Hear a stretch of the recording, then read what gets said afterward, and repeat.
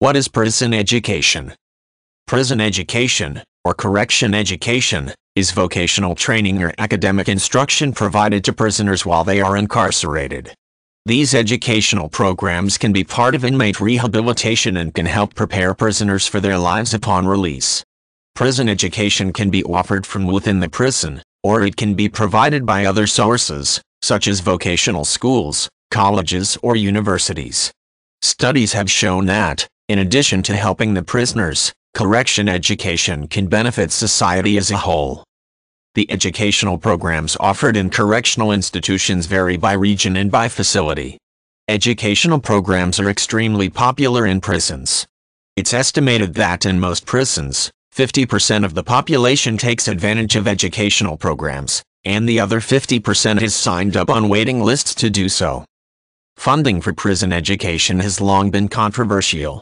Private citizens often oppose prison education because they assume that the government, and thus tax money, is solely responsible for funding prisoners' educations.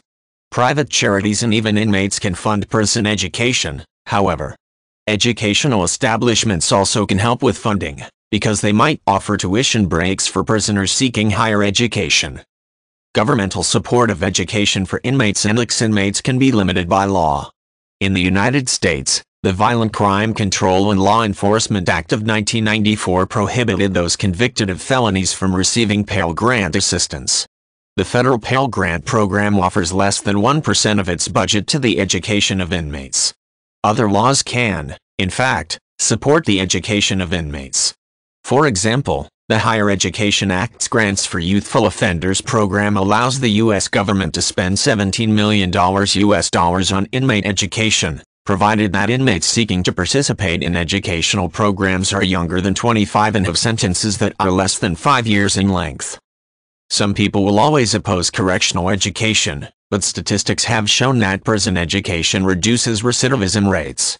Inmates who pursue education and complete programs while incarcerated are less likely to return to prison.